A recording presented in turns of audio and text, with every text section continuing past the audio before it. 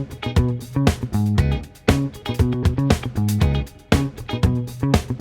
gang, welcome back to another video here at Joe Daddy's Garage.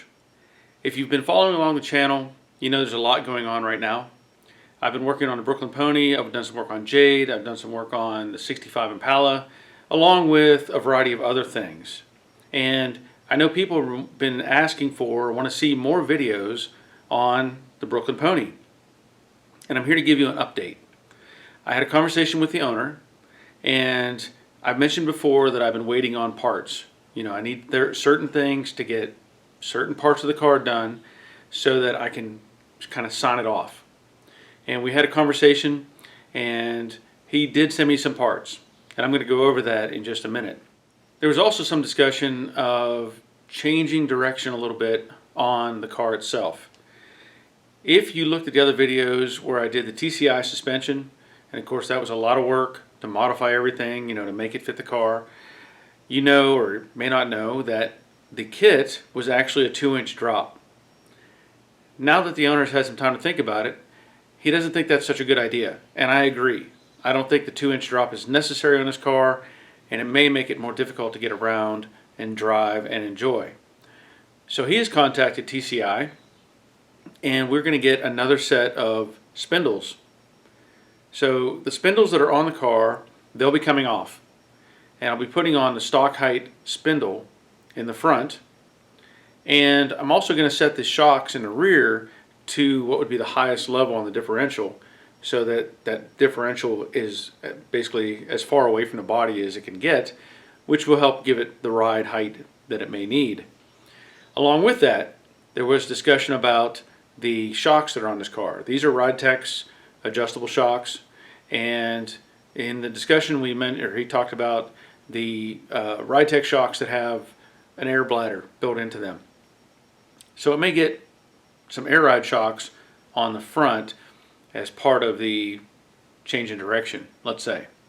Now I wanted to tell you this because, again, there's been a lot of people asking about the Brooklyn Pony and what the status is and that sort of thing.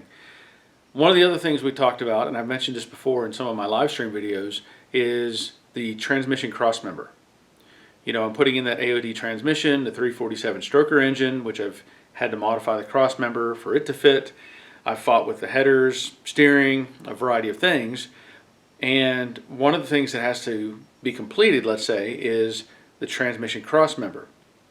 The owner sent me one from California Pony Cars, I believe is who makes it. And it is designed for this kind of modification. However, I have to show you what the difference is, or why this is a conflict, and what the end result was.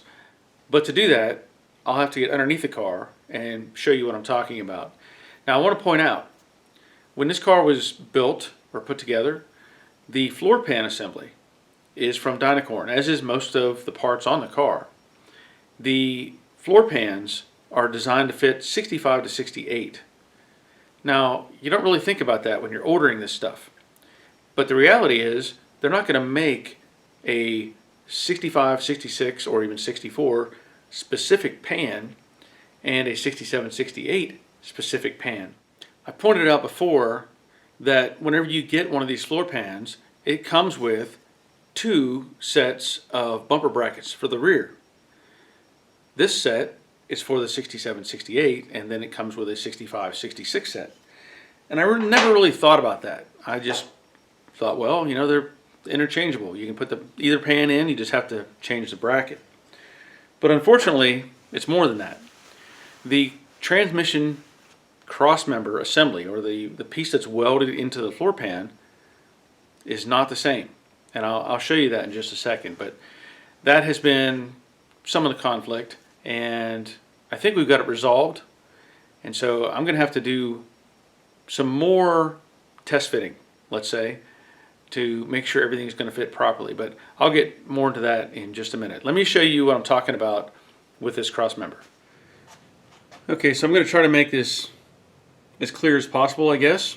But this is the mount point for the Crossmember that bolts in. And if you'll notice, this is pretty wide. This is about 3 well, about 3 inches right here at this mount point. And the transmission cross member that I received for the 65-66 is this one right here. Okay. Now the difference is the 65 and 6 has a narrow mount point. So if you can see that, that will not fit. That will not fit. And the dimensions on that are about 2 1/4. So it's about 3/4 of an inch difference.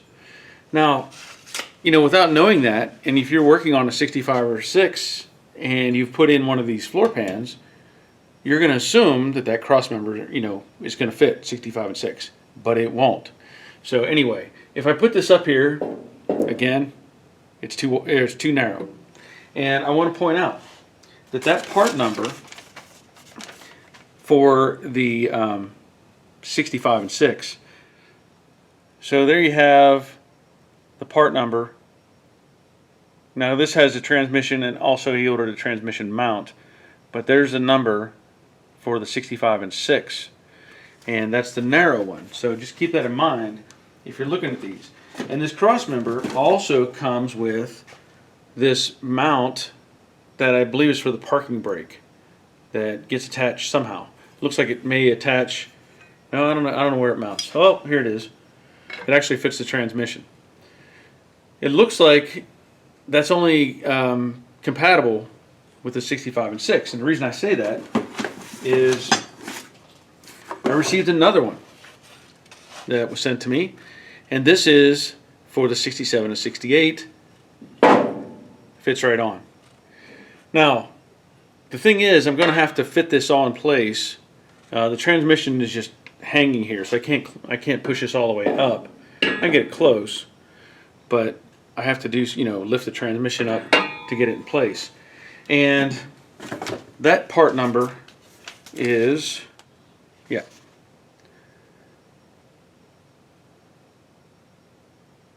So that is for the 67 and 68, and you can see what they charge for it, $152.99, and that's the same price as for the other one, but it also comes with the little parking brake plate.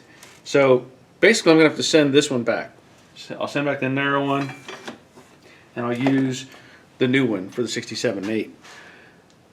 Along with that, in the video that I'm going to make, I'm going to have to mount the regular transmission. If you followed along in any of this, you know that I put in this empty case of a transmission because it was easy to manhandle, get up in place.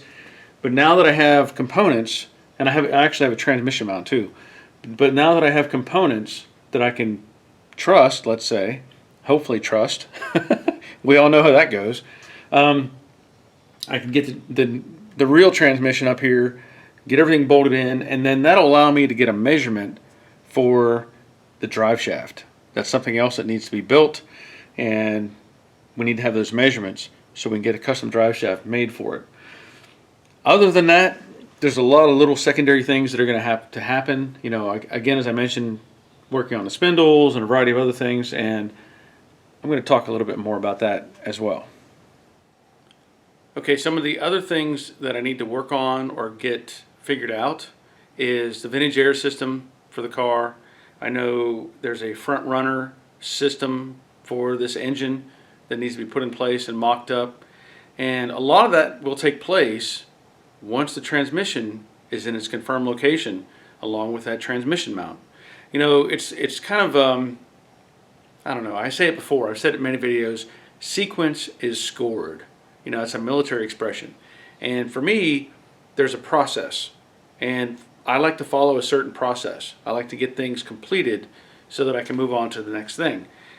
For me to get this car, have it on the ground, that was great, but I want to get everything done underneath the car, and that's getting the brakes in place, getting the fuel lines in place, all those things so that I can finish it, get it undercoated and sign it off and say the bottom of the car is done.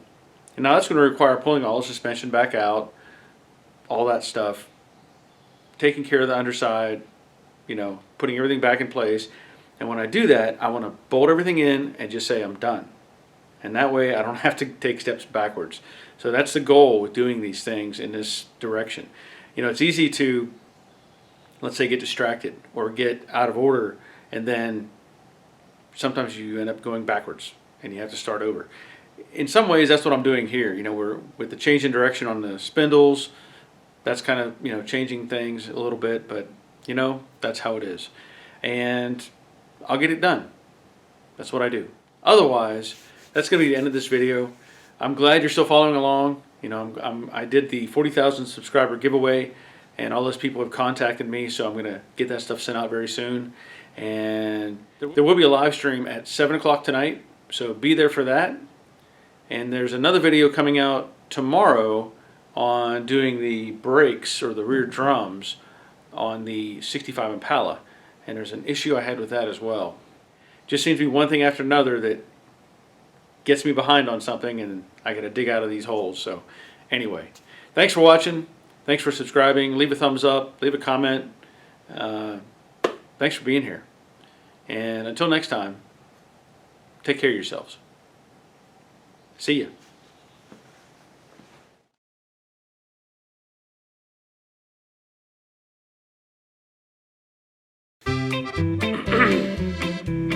You know, there's been a lot of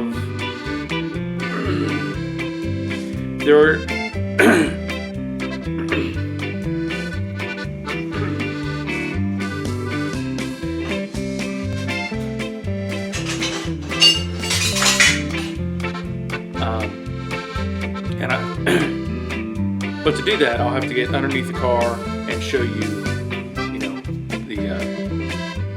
it just seems to be one thing after another, getting, you know, catching on, or getting me, now, that's all fine. So, and I'll get it done. That's what I do.